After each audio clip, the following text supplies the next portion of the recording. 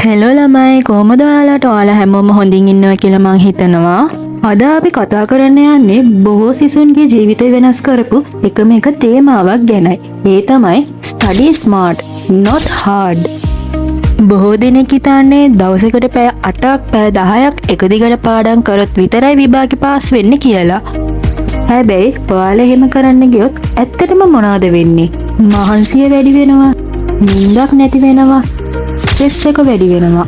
අද වීඩියෝ එකෙන් ස්ටෙප් බයි ස්ටෙප් ඔයාලට කියලා දෙන්න යන්නේ කොහොමද අඩු වේලාවකින් ස්මාර්ට් විදියට පාඩම් කරලා විභාගෙ පාස් වෙන්නේ කොහොමද කියලයි. මුලින්ම හાર્ඩ් ස්ටඩි කියන්නේ මොනවද කියලා බලමු.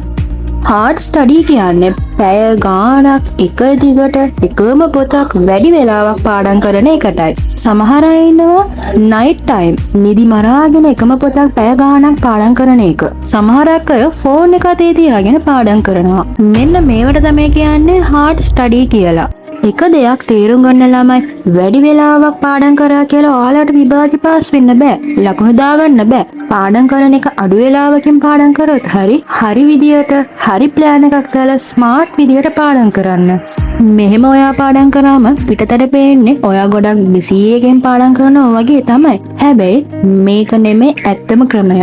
ඉෆෙක්ටිව් විදියට පාඩම් කරන්න. බිසි විදියට නෙමෙයි. සිම්පල් උදාහරණයක් ඔයාලා හැමෝටම තේරෙන විදියට කිව්වොත් ගණිතය ගන්න. ගණිතය ඔයා පැය 3ක් තිස්සම කියවනවා. නිදසුන් කියවනවා, ප්‍රශ්න ටික කියවනවා. හැබැයි ඔයාලට මේකෙන් ලකුණක් ගන්න පුළුවන්ද? බැහැ. ගණන් වලට ප්‍රැක්ටිස් ඕනේ. සෙල්ෆ් ටෙස්ට් ඕනේ. බ්‍රේක් එකක් ඕනේ.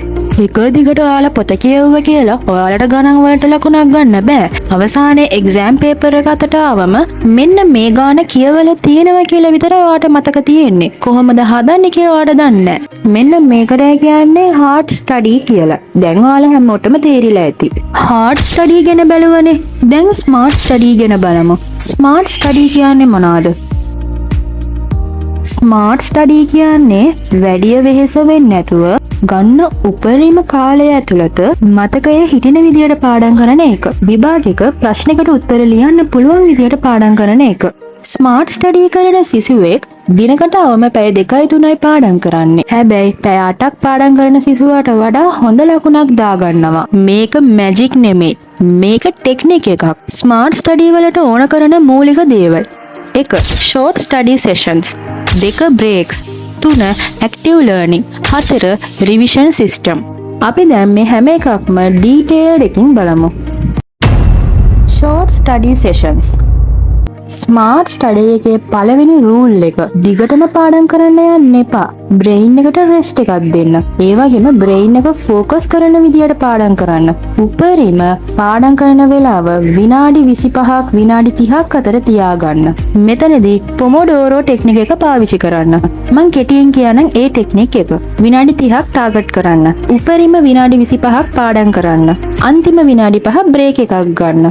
මෙතනදී වැදගත් දේ තමයි ඔයාලා ගන්න විනාඩි 5 බ්‍රේක් එක ඇතුළත ෆෝන් එක ස්ක්‍රෝල් කරන්න යන්න එපා. ඇඳට යන්න එපා. මෙතනදී ඔයා කරන්න ඕනේ චුට්ටක් ඇවිදින්න, වතුර කටක් බොන්න.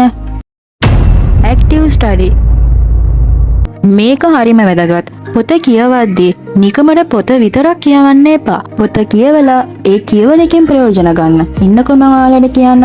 ඇක්ටිව් ස්ටඩි කියන්නේ කියවලා ඉවර වෙලා පොත වහලා තියලා ඔයා පාඩම් කරපුව ඔයාට මතකද කියලා පොත බලන්න නැතුවම මතක් කරන්න උත්සාහ කරන්න. එහෙම නැත්නම් පාඩමට අදාළව ප්‍රශ්නයක් හදාගන්න. ඒ ප්‍රශ්නෙට ඔයා පාඩම් කරපුවා බලන්න නැතුව උත්තරයක් විදිහට ලියන්න පුළුවන්ද කියලා try කරලා බලන්න. එහෙම නැත්නම් පේපර් එකක් අරගෙන පාඩමට අදාළ නෝට්ස් ටික සාරාංශ කරගන්න. සාරාංශයක් විදිහට කෙටි කරලා ෂෝට් නෝට් එකක් හදාගෙන පාඩම් කරන්න. Smart notes and mind maps.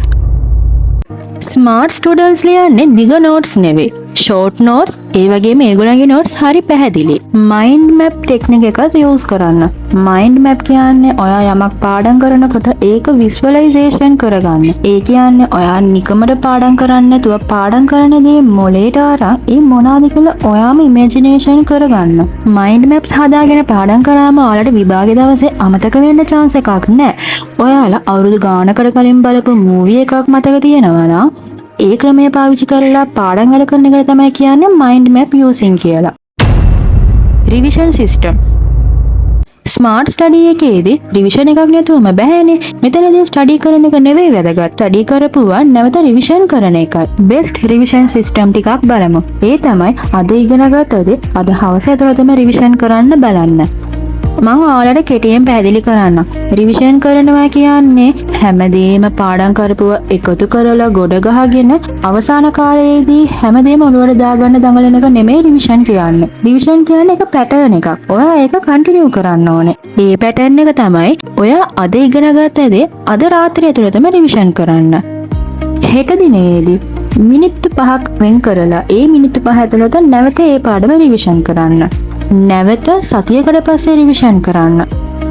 මෙතනදී වෙන්නේ ඔයා පාඩම් කරපු දේ අමතක නොවේ ඔයාගේ long term memory එකේ restore වෙන එකයි. අපි දැන් smart study එකේ rules 4 පැහැදිලිව බැලුවා. අවසානයේ ඔයාලට දෙයක් කියන්න ඕනේ මේ එකම එකතු කරගන්න past papers හදලා practice කරන එක. past papers හදන එකෙන් වෙන්නේ ඔයාලට විභාගෙට උත්තර ලියන එක ප්‍රැක්ටිස් වෙන එකයි, ප්‍රශ්න තීරුම් ගන්න පුළුවන් වෙන එකයි. තව repeated questions කීපාරක් ඇවිල්ලා තියෙනවද, important questions මොනවාද, මේ වගේ හැම දෙයක්ම ඇනලයිස් කරන්න පුළුවන් past papers use කරන එකෙන්. ඔයා hard study කරන කෙනෙක් නම් අද ඒක නවත්තලා smart study එක try කරලා බලන්න. අද Sophia's Hub channel එකෙන් ඔයා ඉගෙන ගත්ත එකම message එක තමයි study smart not study hard.